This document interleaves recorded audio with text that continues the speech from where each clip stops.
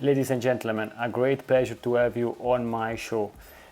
In this case, a short introduction from my side, Gregorio Lioni, the host, the CX Goalkeeper. In this episode and in the next one, I will discuss with Maurice FitzGerald about NPS. This is not the usual discussion, high level. This is really in-depth discussion about strength, weakness and its future. And therefore I decided to split it in two different episodes. I hope that you will enjoy them. Ladies and gentlemen, today is a really big pleasure. I have Maurice FitzGerald with me. Hi Maurice, how are you? Hey Gregorio, fantastic.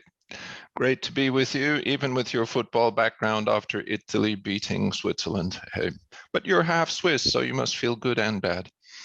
Exactly, but in this moment I am feeling well because I can speak with you, really a great expert on customer experience. And I want to say I'm really sorry that it's not a golf pitch for you. I think it would fit a bit better to your hobby. It's a question of age, yes.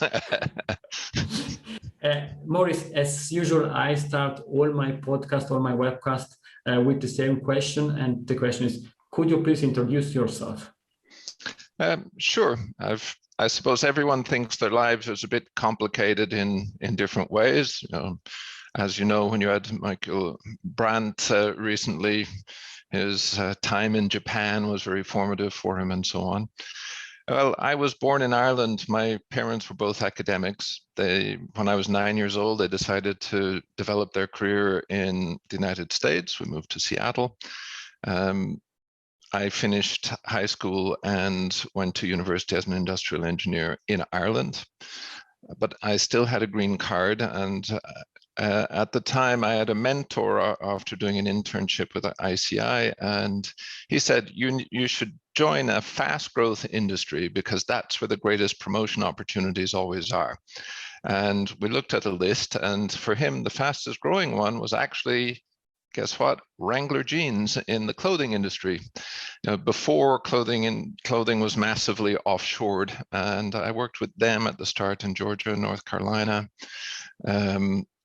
Ireland for 18 months, France for 4 years, briefly in Italy and Spain, 18 months in Scotland, before seeing an ad in the Sunday Times that described exactly the warehouse design and automation job that I was doing with Wrangler, but for Digital Equipment Corporation for double the pay in Holland, because clothing industry is extremely cost-centric, and at the time, the high tech wasn't.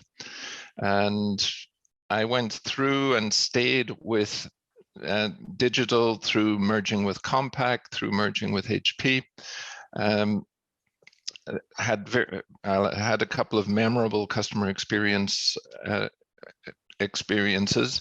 Finished my career with HP. I'd been on the European leadership team for quite a while. Joined the corporate software leadership team, first as chief of staff, then head of customer experience, which reported directly to the division leader who reported to the CEO, Meg Whitman, at the time. And that stuff was all fun. But I want to pick out what was my big breakthrough customer experience event. And that was while I was living in Paris, and the division of Wrangler I was in was responsible for the Benelux, France, and Italy. And my boss was a person who could legitimately claim to be a co-inventor of stonewashing as a way of washing jeans. And he was very interested in what it was that the resellers, the stores, boutiques at the time, we were avoiding supermarkets and big chains, what they thought of all of this and what they wanted us to improve. And I said, fine, I'll go out with a salesperson and I'll ask the most important ones, just give me a list. And because I was an engineer, I wasn't structurally, it was a matrix. I was reporting to a corporate engineering manager, and he was extremely negative about this. his view was, we already know what the boutiques and the customers want. They want the rivets to stay attached. They want the stitching to be strong. They want, you know, the jeans to last a long time. They want different things for the shirts. They want different things for the jackets and so on. But it was all very technical, very strength and so on. And he said, just don't do this. And in a tendency I have that continued throughout my career, I decided to do it anyway, and went in with open questions to these people and just said, you know, what could we do better? And the list that they had nothing in common with what my corporate boss had. And it was also really different from what the division manager to whom I reported locally was saying. What they were saying was things like, well, if you're going to tell us that you're going to deliver on Thursday morning, it has to be Thursday morning because I've arranged for my family or my friends to come over and unload the truck and put all the stuff on the shelves. I said, but don't you care if the deliveries aren't correct? And he said, no, what really matters to me is to have stuff on the shelves for the weekend. If it's wrong and I've sold it, fine. If it's wrong and I've not been able to sell it, I'll send it back to you on Monday, you know. And it was a list of things like this, none of which were expected. And what that taught me it just taught me that if you haven't asked customers what it is they want and what they want you to improve, you don't know, and you're going to get surprises. And I found that to be absolutely true throughout my career in the different companies. You can't tell without asking. Now, you know, technology changes that scenario you know, over time, and there are some at least partial answers that you can get without asking customers, but I imagine we'll talk about that. I was given the opportunity to retire back in 2016, and I did. I retired early, and well, I decided that I would write a few books and that would empty my brain. And I wrote books on customer experience strategy, on Net Promoter System, on saving costs without screwing up the customers. And unfortunately or unfortunately, that didn't let me empty my mind and just go spend my life no longer thinking about that stuff. Because to my surprise, you know, the book sold well, continued to sell well. Then I get asked to do all sorts of things, like speak to people on a podcast, and I enjoy that. And I still do what I would call professional stuff that I think is fun, and as distinct from that I think is necessarily high impact or whatever. It's just things that I like doing, like speaking to you, Gregor. Thank you very much, Maurice. This is a great pleasure to have you on this podcast. And allow me to say that you forgot your newsletter, because this is really an outstanding newsletter. I am really looking to get it and to read it, because it's really full of insights. And sorry, it's not really something fluffy, but it's real stuff that can help. Correct. Like, I enjoyed, that's one of the things I enjoyed doing. I was doing it for my own website for years, and then I sort of I froze it for a while, and now LinkedIn has let's say they invite you to do newsletters. You can't just spontaneously decide it. And well, in business strategy, in business strategy in general, you win by either being better than your competitors or being different. And my observation of every other newsletter that I receive on LinkedIn is they're all blog posts. Yes. And I said, okay, well, I can't claim that I can write better than these people, but I'm going to be different. I'm not going to do a blog post. I'm going to do a series of short items of my own and highlighting other people's things. And that's, I've been really surprised how quickly that's growing. I do it every second Monday. I've done 3 so far, and I'll certainly try it for 6 months and see, do I continue to enjoy writing it and sharing the stuff that I see, that I find interesting, that other people write. Then also real-time feedback. Please continue after the 6 months, because it's really full of, in my words, gold nuggets that CX professionals can use, leverage, and also share with others. Right. Thank you, Maurice. I realize, sorry, I've got to quit my email program that keeps pinging, so I've just quit it. No problem. If I have you, let's say, on the line or on the show, then I need to ask a bit out of the box questions and not the standard questions about customer experience. And therefore, please allow me to ask the first question. Is NPS really dead? Well, one of the entertaining things you can do is do a Google search on that term. And you'll certainly find plenty of people who think that it is, or that it should be. And yet, I remember I was interviewed, I don't know, 18 months ago by a woman from the Wall Street Journal who was writing on the topic. But her observation was the opposite, which was that more and more companies were including NPS numbers in their annual reports and that type of thing. I think, and there's also a recent, is it a Gartner or a Forrester article saying, predicting a big decline in the use of NPS.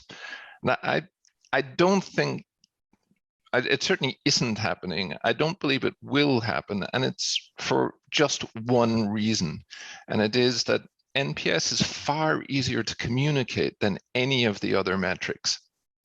That has advantages and disadvantages. But if you walk into a room and you say, okay, I'm measuring CSAT, or OSAT, the overall satisfaction metric, and 73% of our customers are satisfied. Well, one of the issues is that in CSAT, there isn't any standard definition for what proportion of the customers are satisfied. And if you're measuring on the most common 1 to 5 scale, some people consider everybody who isn't a 1, the lowest score, to be satisfied, and others consider only the top 2 box to be satisfied.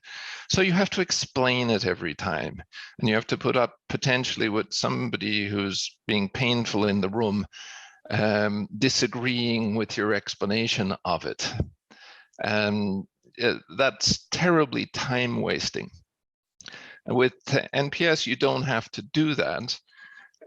Just about everybody you'll encounter in business has a basic conception of detractors, passives, and promoters. They may think the metric isn't very valid. They may have all sorts of opinions, but you don't have to explain what it is. I guess that's really the main point about that, and it's really the only reason that I think it won't go away. Yeah, I mean, pick the opposite extreme. I mean, people at Ipsos came up with the wallet allocation rule. You'll see people come up with, there's the Temkin Experience Index. There's even the American Customer Satisfaction Index. People believe they know what these things are, but once it's an aggregate thing, which you're calculating as a result of a weighted or an unweighted average of multiple questions, then every time you speak to a new audience, you have to explain what the metric is again, and deal with somebody who's got their PhD in statistics disagreeing with your methodology and putting everybody else in the room to sleep, right? Yes. And yes, compound metrics can be better predictors of customer retention, churn, and so on, and even revenue trends, but they're really difficult to communicate. So NPS will stay and stay with us because of its simplicity. And I think that's what I am also sharing as an idea. It's extremely easy to communicate, and also in the boardrooms where not always the customer as the first place, they start understanding what the NPS is. They start understanding that NPS is important, that customer centricity is important, and therefore I think it's something good to start. But it's only one metric, and also to challenge a bit what you were saying. I think there are quite a lot of different methodologies how to measure that, how to put that. Is there one standard or one standard methodology for that? I have to give a kind of nuanced answer on this, because yes, there is a reference methodology, and what can I say? Almost nobody uses it. NPS is a registered service mark, I think it is, of Fred Reichheld, Bain, and Satmetrics. So kind of by definition, they're the custodians of what it means. And they do each, and I could even distinguish a little bit between what Fred says and Bain says, though they're almost identical. But they do have some differences between what they say, which are relatively minor. Now, the current thing that is a standard for promoted by Bain for NPS. Now, NPS itself, nobody disagrees on what the standard is for the measurement. Ideally, on a 0 to 10 scale, 0 to 6 are detractors, 7, 8s are passives, 9s and 10s are promoters. And Fred and Rob and the Satmetrics people have been really explicit that it doesn't matter much if you decide that you don't want to do it on 0 to 10, that you want to do it on a 1 to 5 scale. But if you do that, don't change, just be consistent. And at HP, we moved at one point from a 1 to 5 scale to a 0 to 10 on the recommendation question, which we've been using for years and years, even before we introduced NPS as the standard across the company as the single metric. And 0 to 10 does give you slightly higher results in some cultures. Notably, for example, in Japan, people can be very reluctant to give you the very top score, and they're more likely to give you a 9, if you like, and not want to give you a 10. Whereas on a 1 to 5 scale, even if they love you, they may say, but there's still a few things they should improve, so we're going to give a 4, and so on. So the scale, the basic score calculation is fine, but of course you learn nothing from, you don't learn anything about what to do from the score. You learn that from additional questions. The current standard for the additional questions is, now, first question, why? Not why did you give us the score? Not why did you do it because based on your latest interactions with us? Just the word why. And the way Rob Markey explains that is, he says that's the one that translates best. And then when you do it here in a multinational, if you're going to do it in 70 languages, just doing that is the simplest approach. And it's not going to get screwed up as you go multinational. But over the years, they discovered, which makes some sense, that if you ask why to detractors, they'll tell you what they want you to improve. Passives will tell you why they don't care too much about you. Promoters will tell you, oh yeah, because your salesperson is wonderful and so on. But most of them won't tell you what you should improve. And actually what you want from the promoters and from everybody is to find out, what is it that we can do better? So there is a third question on the standard, which is, what can we do better? Or what should we do better? And very, very, very few companies use that standard. And oddly, and I've had multiple cases of this, someone will say, oh, but adding 3 questions is too complicated. And then you look at what they've actually done, and they've got 50 questions, you know. Exactly. Yes.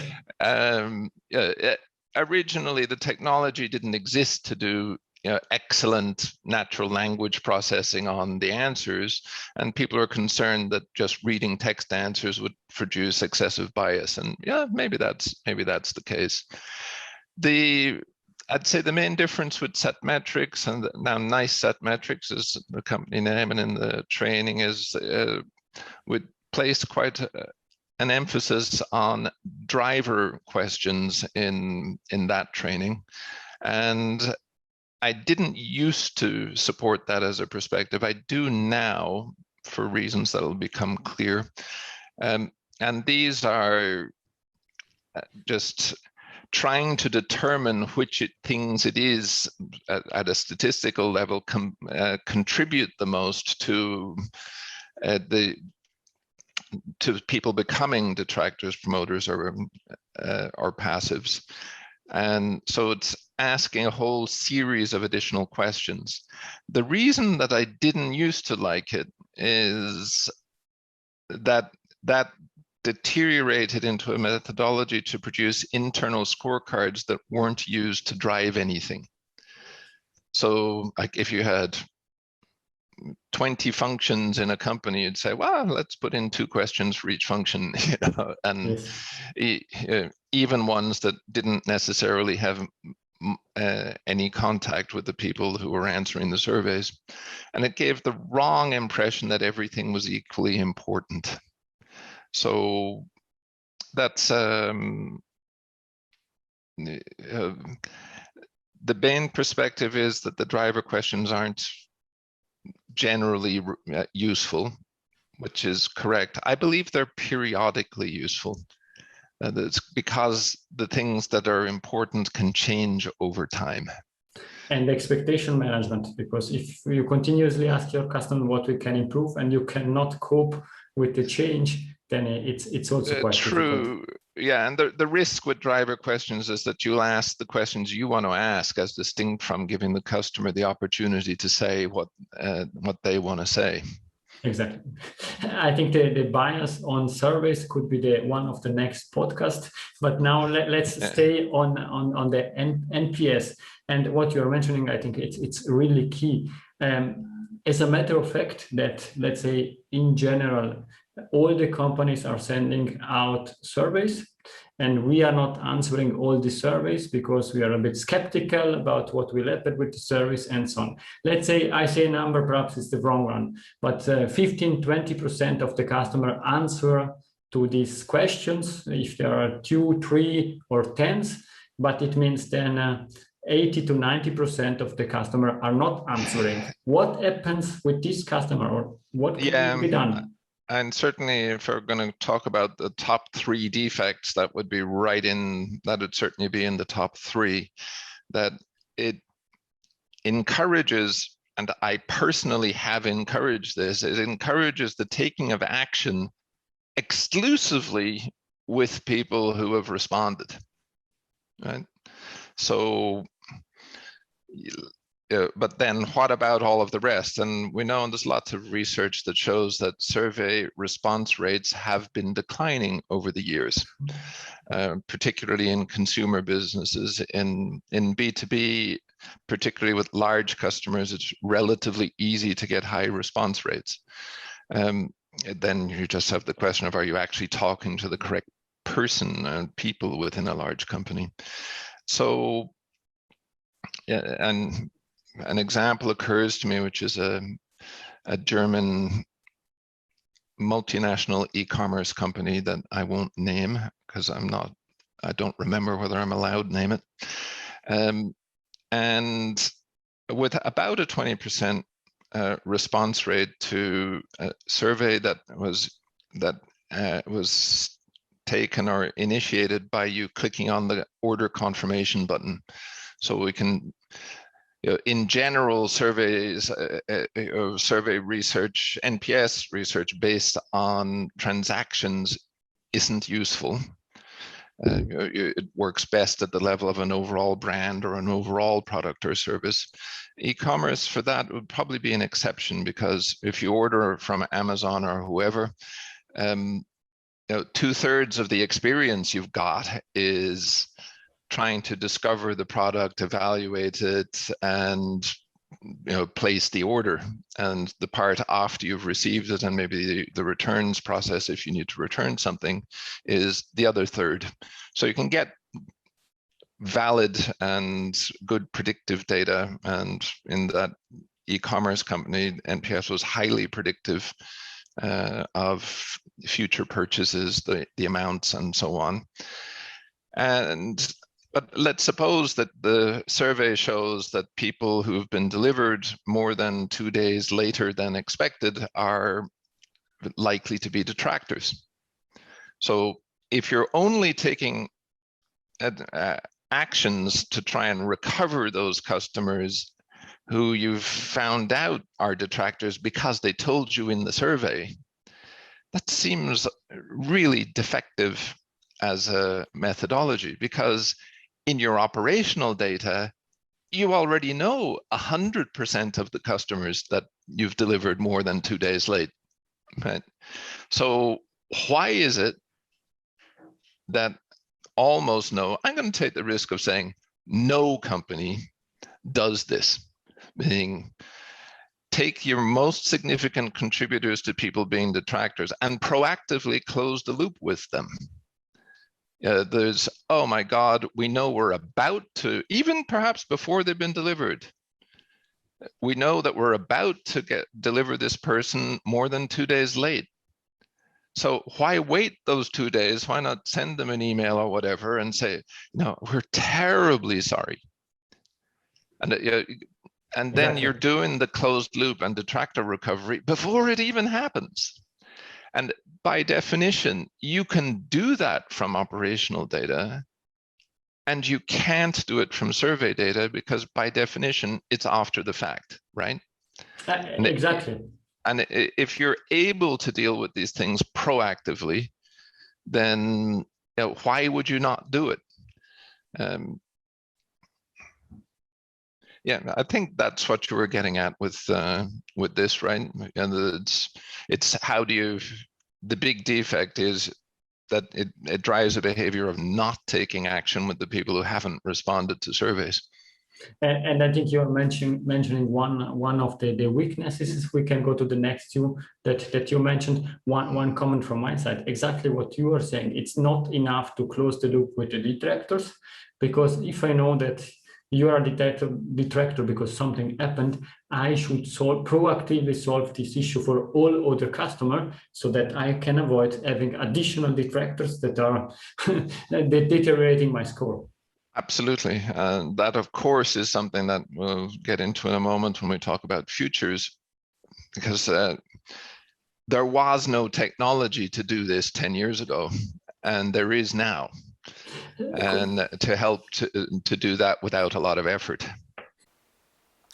We came to the end of the first half of this discussion. If you want to get additional value, understanding the other weaknesses and also the future about NPS, please stay tuned for the next episode together with Maurice. If you enjoyed this episode, please share the word of mouth, subscribe it, share it. Until the next episode, please don't forget, we are not in a B2B or B2C business, we are in a human-to-human environment. Thank you!